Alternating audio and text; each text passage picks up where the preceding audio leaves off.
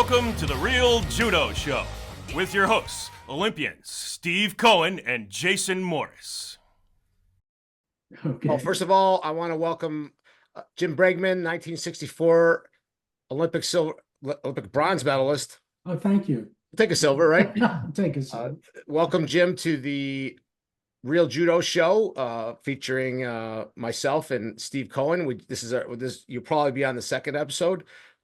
Welcome, and then I'm going to hand it over to Steve to give you a proper introduction. Well, Jim, who many of you are listening that can't bring themselves back to the early 60s. Remember the very first junior nationals, and it was a small one. It was a trial one, was in 1964. 1965, we had a pretty big junior nationals. That's when Jimmy Takamori took over junior judo and started building it. So this was a long, long time ago. And in 64, I remember as a kid at 8 years old, I mean, Jim was a hero to us. He was going to the Olympics and we read it in a magazine and we're waiting for the results, and we certainly didn't get it on TV. And just to, it's hard to imagine the time of having being a fan of judo, the one guy representing us. Not really the one guy, because obviously, Ben and George and Paul were there, and those guys were really, really great players. But you were what was told was the hope, and you were in Japan for 4 years, which at that time meant a lot. And it was exciting waiting to hear that you won that medal, and it was a big deal. So the judo kids, you were a hero. Well, thank you. and let me give you just kind of a context for me. In 1989, after I was done fighting, we used to have the Olympic Festival. And I don't know, Jay, if it changed to the Sports Festival when you went there, but the Olympic Festival, they had all the athletes come together from all sports. And I was a coach in 89. And I was in the opening ceremonies with the team and not thinking, and they're driving around these dignitaries in the car, and one of the cars had Mickey Mantle. And I lost myself. I start jumping and screaming, and everyone's going, Steve, what are you doing? I go, that's Mickey Mantle. Are you kidding me? So the kind of fandom you have as a little boy was a big deal, and Jim, so of course I've gotten to know you, and I still respect you, and you're still a hero of mine. But as a kid, it was something. And understand, at the time, we were tens of years behind Japan in judo. Tens of years behind Japan. We couldn't compete. It was a different sport in Japan. So winning that medal was a big deal for us. Certainly us little boys, 9, 10 years old, going to judo when sports, people didn't go to organize sports at night. You played in the park then. Mm-hmm. Yeah, there was a little pony league or something like that, but 3 nights a week I went to the Buddhist temple for judo, and my friends didn't know what I was doing. So it was a different world then, and boy, it was exciting for us when we were a kid. And I know it's a long time ago for you, Jim, but I still remember how excited we were, that you were the guy. And of course, for me personally, you also went to the Maccabea Games, which was pretty cool. Won a gold medal in the Pan Am Games, and then in the '65 Worlds, you took a bronze medal too. And you fought what some people consider the greatest judo player of all time, Isao Okano. Mm-hmm. So before there was Koga, before there was Raniere, before there was anyone, there was Okano. Oh, yeah. And we could talk about that, but I want to lead up to it, if it's okay, and talk about how you got into judo. Before I let you go into this, I want to bring you a few things up so you don't miss it. Mm-hmm. Okay, I understand when you were younger, you had some health issues too before you started going to judo. Mm-hmm. And you had to fight through those. And unlike today, we don't have a pill and a shot that cure those things. I'm a big fan of Teddy Roosevelt. So I remember when he was younger, he had to overcome some real challenges with health. And he did it by putting his head down and training and exercising from a kid. Mm-hmm. And I understand you had to do something like that. So why don't you tell us what it was like when you were a kid doing judo? Well, before I started judo, I had asthma and bronchitis. and I could not go out and play during the winter or the summer or the spring or the fall because various elements in the atmosphere would cause me to actually end up hospitalized in a thing they called an oxygen tent. And it was literally a plastic tent that they put over your whole body and they infused it with oxygen so that you could breathe. I went through that a lot. And after getting over that a little bit, I tried to play outside, and playing outside got me in a little bit of trouble because I was being bullied. And my parents had a grocery store in what they would call then a Negro neighborhood. So we lived in a Negro neighborhood, and most of the kids and I got along really well. There was really no problem except for one bully who really beat the hell out of me. And I would come home battered and bruised, and I wouldn't tell my parents what happened to me because the lady that worked in our carryout restaurant, she was the mother of the young kid that was beating me up. And my thought process as a child was that I didn't want my parents to think ill of this wonderful lady that treated me very well, worked very hard in the store and the grocery and the carry out, and was really a wonderful lady, except her son kept beating me up. How old were you then, Jim? I was about 11, started when I was about 10, went on through being 11. I got to be 12, and my parents finally decided that, I needed to do something athletic. I had no sense of self-confidence. I was very depressed and very shy at the time. So they saw an ad in the Washington Post for a judo program at the Washington Judo Club at the Officers Athletic Club of the Pentagon. So I went down there reluctantly, and we just drove up to the back door of the Pentagon and walked into the Officers Athletic Club.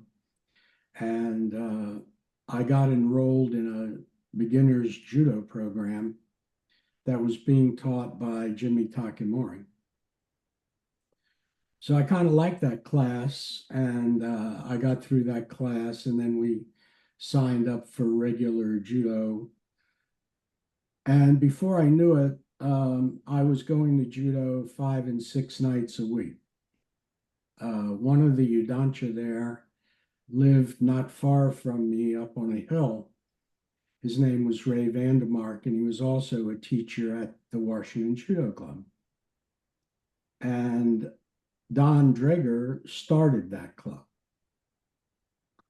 And Don Drager taught me judo from the time I was 12 to the time I was 22 years old. And at some point in time, Drager made an arrangement to have Ishikawa Sensei come to the Washington Judo Club as the head instructor. Mr. Ishikawa was a 2-time All-Japan champion. For those of you who don't know who he was. And he was a number of things. He was an unbelievable technician in judo. He was a master Go player, and he was the kindest and gentlest human being I'd ever met. Was he a middleweight, Ishikawa? No, he was a heavyweight. Oh, he's a bigger guy? Okay. Yeah, he was a big guy. And at the All Japan Championships, there was no weight class. So I just took to it. And I would get all my homework done. I was dyslexic, so I was in remedial reading all the time, which didn't really make me feel good either. And even to this day, I flip numbers at the end of a telephone number. And if I get some stranger on the phone, I just excuse myself and I go back and flip the numbers, and then I get to talk to Steve. Did they say, Jim, is that you again? Yeah, is that you again? But Ishikawa and Draeger and Takamori taught judo as a way of life. And the objective of that era of judo was to become a technician. So my whole upbringing in judo was to become proficient in all of the aspects of judo. And that included kata and tachiwaza and newaza. So I got to be 13 and I was up on the playground playing basketball with my brother and a bunch of the neighborhood kids. And this bully went over and took my brother's bike and started walking away with it. Well, I went over and I took the bike away from him. And I asked him to leave the bike alone and to leave me alone and leave my brother alone. And then he threw a punch at me, which I blocked, and I hit him with an ippon suinage, slammed him onto the basketball concrete, it was outdoors, got him in a case of katame and pummeled his head with my fist for a very long time. And at one point, he tried to reach into his back pocket to get a knife. And I reached into the pocket, took the knife away and threw it around, threw it away, and I continued to beat him up. That was the first and last fight I'd ever been in the street. And I let him up, and I never had to deal with him again. Surprisingly, when I would walk down the street, he would cross the street. And I just continued my judo activity. I was on the high school wrestling team, came in third in the state 2 years in a row. So I have a distinguished history of only coming in third. So I came in third at the Worlds and I came in third at the Olympics. So I'm pretty happy with third place. I'll take it. Rightfully so. Rightfully so. So that's kind of how I got started in judo. And at the age of 18, I had to make a decision about going to college. Now, from the time I was born, I knew that I was going to go to college.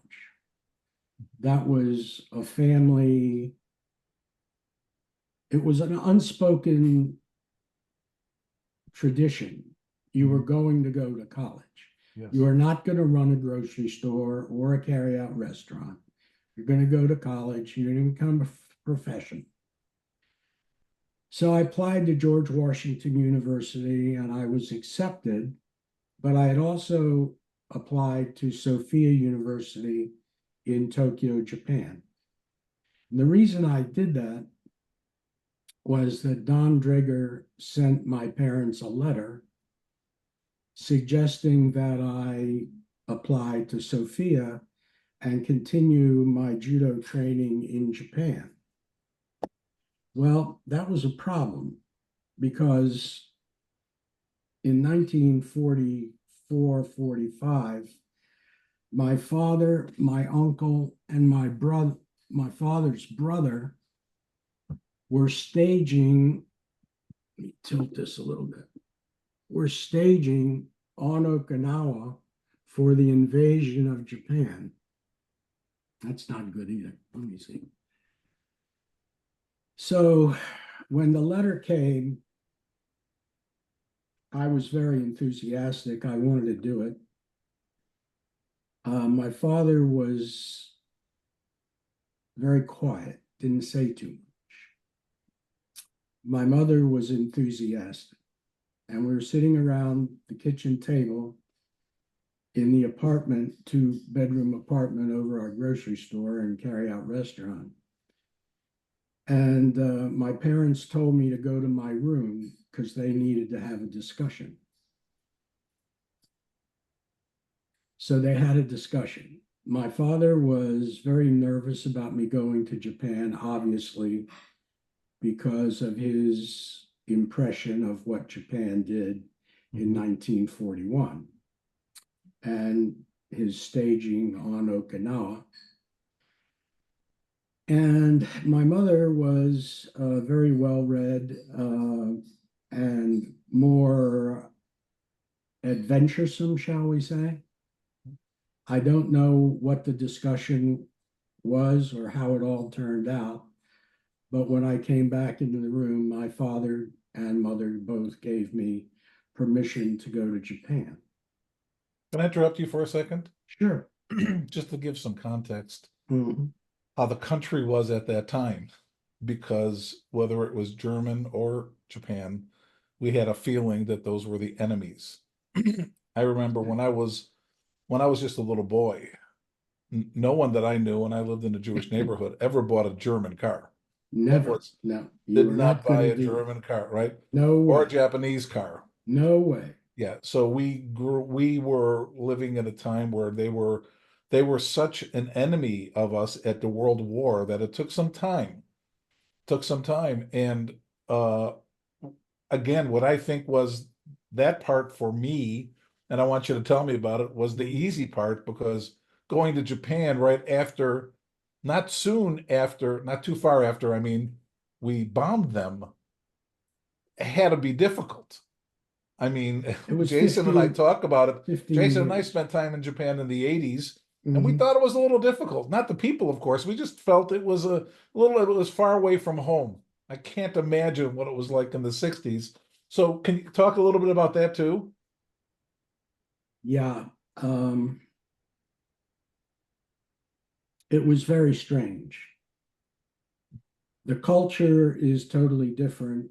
And in 1960, it was still very traditional Japan. Japan today is a modern democratic society that has anything anybody would possibly want. That's not how it was in the 60s. And even learning Japanese, when I would go into a facility and talk to someone in Japanese, they couldn't believe that I'm having trouble here. They couldn't believe that I was speaking Japanese because they hadn't seen a lot of foreigners at that time. Even though the US military had been there a long time, local folks in the neighborhoods and the In the local small towns, yeah. stores. I mean, 1952, we were pretty much done with the Reconstruction, and Yeah, we kind of left right, pretty much, and I'm sure right, they were happy to see us leave at that time. right. But And then you came.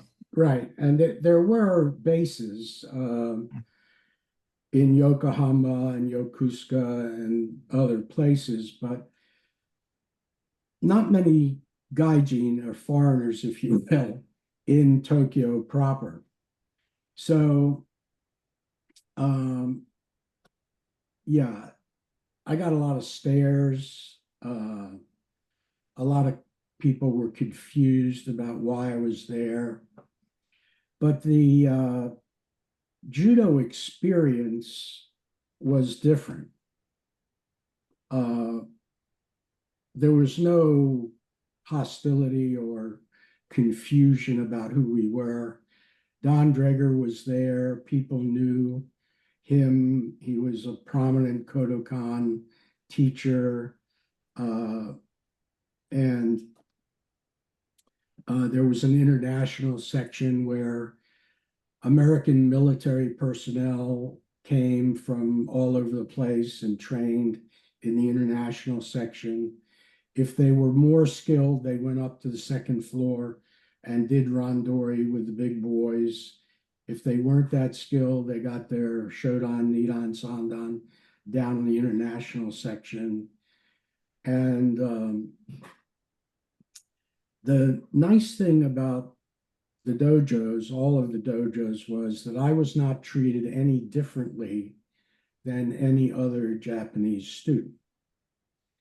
Who was the coach at that dojo? Well, I think it was Meiji where you train mostly, right, Jim? Yeah, Meiji was the big school. I trained at Meiji most of the time, and Meiji was the multi-year winning collegiate At that time. at that time. Meiji was the top college, Jay, at that time. Meiji was like what a Kokukan or a Tokai Yeah. would be, you know. So Right. Meiji was the big dojo. Who was the coach and, at the time? We didn't have a coach. See, this is a misconception, if you will. Or who sort of ran the practice? Was it you, just the students? The students ran the practice, right? but Jim, you had a guy who kind of took you under his wing, right? Yeah. A senpai who said, right. Seiki sensei? Yeah, exactly. So all of the freshmen who survived the freshman year had a advanced student kind of take them under the wing. And what that meant was that they had your safety in mind, and they could beat the living, you know what, out of you. But if somebody else went too far, they would intercede and stop it. Now, these randori sessions were shiais. Mhm. These were not throw for throws. These were not the gentle way. This was combat, and it was combat every single day. Yep. Now, that was Meiji, and that was from roughly 3 o'clock to 3:30 to 4 to 5. So from 3 to 5, that's where I was most of the week. After that, we take a break. I'd go to the university at night, wake up the next morning, go to Sophia's athletic field, and I would meet different people there. Don was there, Bill Backus. So Jim, back this up for a second. Uh, When did you start learning Japanese? Well, I took it as a foreign language at Sophia University. Oh, you learned it there. Yeah. And then what was Drager doing there when he was just at the Washington Judo Club? Well, he left the Washington Judo Club when I was about 17. Okay. And just went to Japan. And he created the Ichigaya House, which was a 5-bedroom home on a hill in a section of Tokyo called Ichigaya. And many, like Doug Rogers, who was a silver medalist in the 64 Olympics from Canada, lived at that house for a while. Many judokas circled through that house. And Don kind of introduced them to various dojos or other martial arts that they wanted to practice. And we developed a routine that, when I look back on it, was rather incredible. Sid Hoare and I, Sid was a tremendous athlete, and he was also a scholar. He made the British Olympic team and competed in '64. He and I were training partners together. So one of the things that we figured out early is you're not going to get through this by yourself. You need other people. And Sid and I became brothers. We would meet in the morning at 7 o'clock and do road work and sprints and push-ups, sit-ups, and squats. Go back, get cleaned up, 3 times a week, we'd meet Don Drager, a gentleman named John Blooming, Bill Backus, and Ino Kuma at the old Kodokan where we weightlifted. Now, the weightlifting we did, we had 1 Olympic set. We had 10 barbells, and that was it. So when people go to a gym here in the United States, they have all this equipment. That was our equipment. So, by the way, I've heard some stories about Blooming over the years that he was a character. well, he was a character indeed. He was a decorated Korean war veteran from the Netherlands who learned his English from Marines in Korea. One of the things he did against his commanding officer's wishes was he went into a firefight where the Koreans had trapped a platoon of American Marines, and he went in there and blew them up and rescued those Marines, for which he was awarded multiple honors in the Netherlands, and years later came back to the United States to be awarded a significant medal by the U.S. military for his conduct as an 18-year-old Marine from Holland. But his English was punctuated by vulgarity. American Marine language, then? Is that he learned? Yes, it was the American language of the Marine Corps. Particularly the Marines that had had a few drinks at a bar right. In the late evening. So let me ask you a question. I got to imagine that through all that effort, time, and hard work, and whatever difficulties there were that you dealt with, are you thinking about the Olympics? Is the Olympics your dream at that time? No. Let me throw in this question that you're gonna roll through is you're only an 18-year-old kid at that point, correct? Yeah. So and you went there in 60 or 61? 60. So was the 61 Worlds even in your mindset at all? Did that even exist? And then did you or any of the people even know that 64 was, when did they announce 64 was going to be an actual thing? Yeah. So let me turn on a light because it's getting dark here. Okay, go ahead.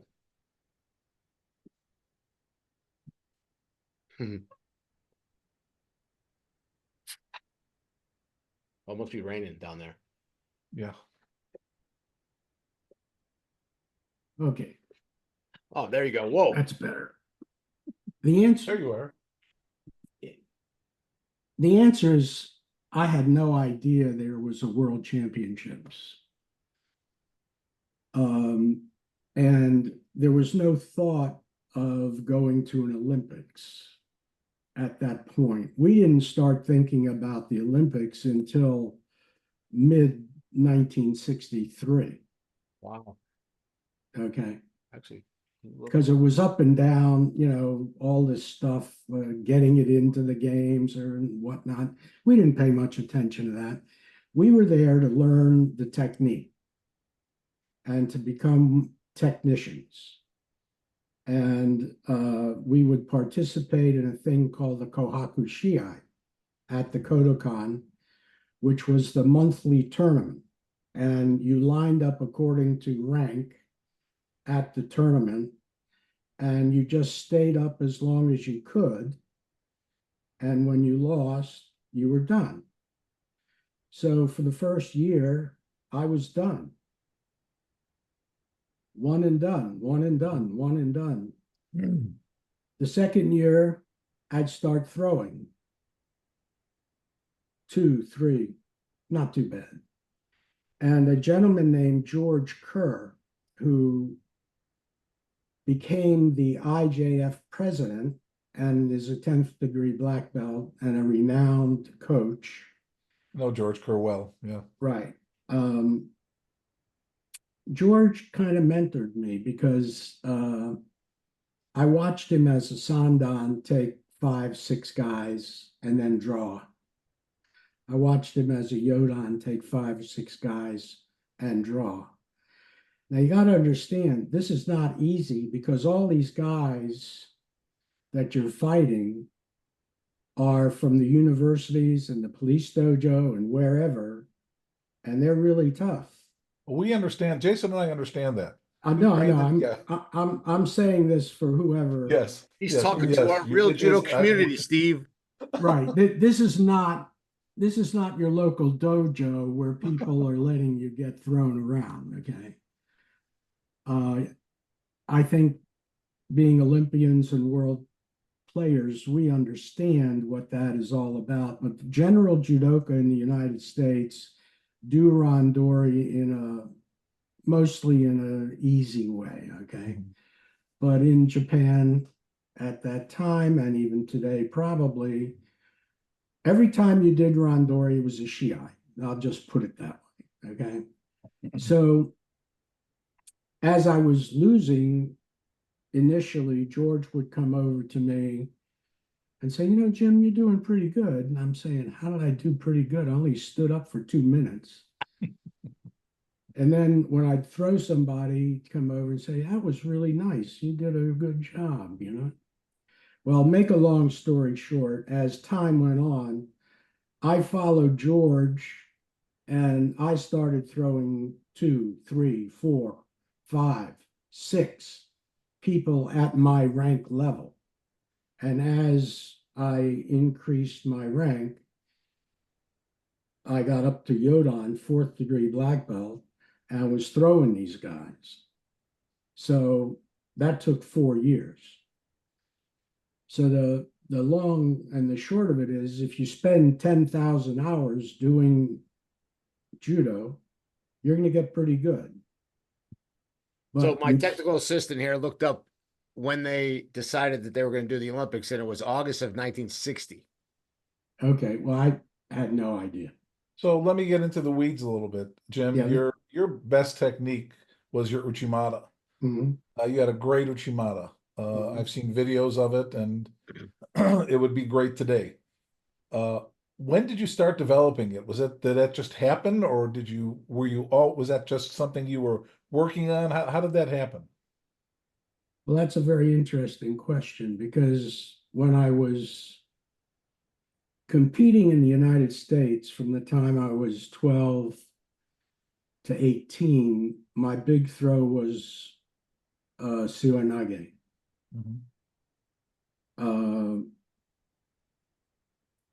And when I got to Japan, the Morote Suanage was not going to happen. Just not going to happen. So gradually, from watching and being at Meiji, I saw the big techniques where Ippon Suanage, Uchimata, Osotogari, Kataguruma, and I started working with Seki and others on developing an Uchimata. Now that started, and I didn't realize this until, much later, but Sensei Ishikawa taught Surikomi Goshi as the basis for doing Uchimata, Hane Goshi, Harai Goshi, Oguruma, all of that. So the foundational technique to doing all of those was Surikomi Goshi. And as a kid, I did a lot of Surikomi Goshi, but I would do that Morote Suanage thing. Sure. So when I got to Japan, I mutated from breaking my elbow to doing the Surikomi Goshi, and then from there hitting the Uchimata. So after a while, I developed multiple ways of getting into Uchimata. And one of my heroes as a kid was a guy named Johnny Osako. Mhm. Johnny Osako was from Chicago Chicago and then Detroit, right? and Detroit, Yes, right? yeah. And he was a national champion. I think I saw him fight in Tampa in 1960. And he had a spinning Uchimata that was fabulous. Mhm. So when I got to Japan, I started working on that Mawari Komi Uchimata. And then I would fake the Mawari Komi Uchimata and come back with a squash. Mhm. And at the Nationals, I threw Shiozawa of Brazil with that technique. He went up about 4 feet in the air, and I came down on top of him. But it was a very gradual process. And the way you learned how to do these techniques was through very, very hard randori. Sure. And if you made a mistake, you got thrown, and your body began to understand that doing whatever you did to get yourself thrown was not a good idea. Let me just interject. Uh-huh. Jay, Yeah. hey, he's talking about a switch. Mhm, Jim would go forward or go behind you. mhm, And I've seen videos of you doing it, and it's similar to Bobby, how he Mhm. keeps his body straight and goes around him. Very, very good, very hard to do well. But mhm. guys with great Uchimatas do that. And Yeah. we've seen Bobby do it quite a Right, bit. And you right. did it great. Right, Great. But And I Jim, see how you faked it to get your Uchimata to work too, which you right, did very good. So I right. mean, I don't want to be light about this. You had a great Uchimata, you set it Thank up you. great. Yeah. And the other thing is that Jason, just like you, his hip lift was extraordinary. All Mhm. great Uchimata people can lift with the hip. And Jim, you had that at that time. It was extraordinary. Yeah, I kind of think that uh, I think, correct me if I'm wrong, but I think Uchimata is classified as an ashiwaza. I don't know. I don't know. It's, I'm not sure how they classify it. We need Neil here. We have to get Neil Adams here. He knows all that Okay, stuff. okay, I'll ask Neil. But I always looked at it as a hip throw. Well, that's how I always classified it and thought it was classified as a Right. hip throw.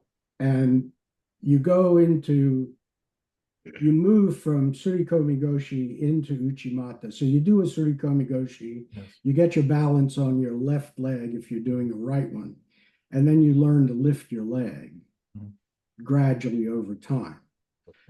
Also, one of the things that became important in all of these sessions was ashiwaza, foot techniques. Mhm.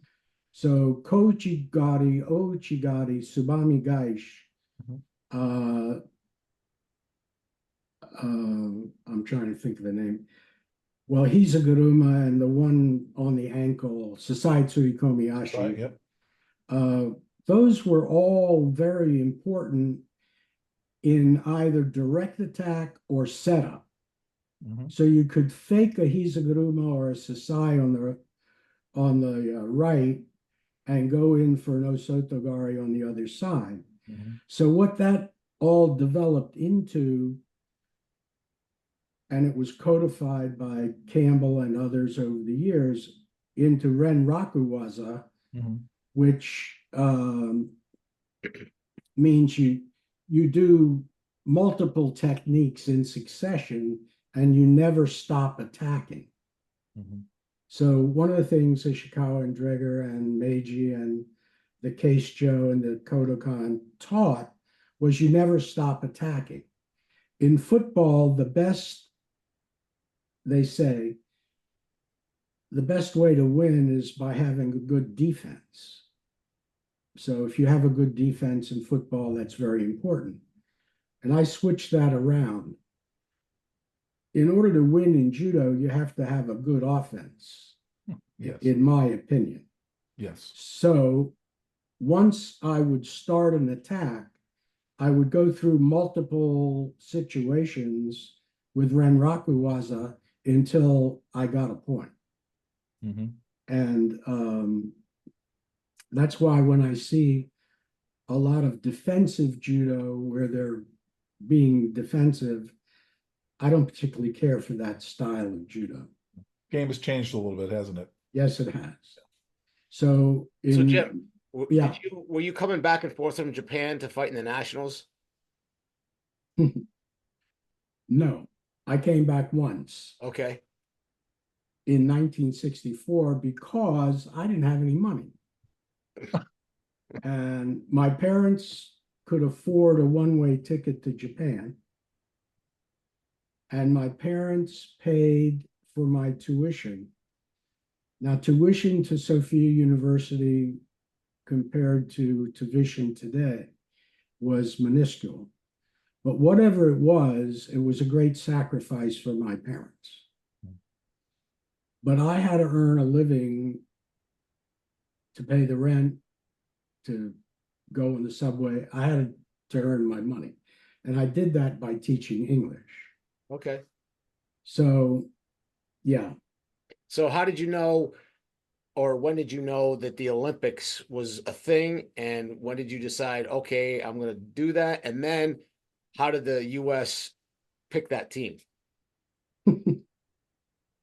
Okay, well, mid 1963, all of the foreigners in Japan and the Japanese started thinking about the Olympics. So that didn't occur to us until about mid 63-ish.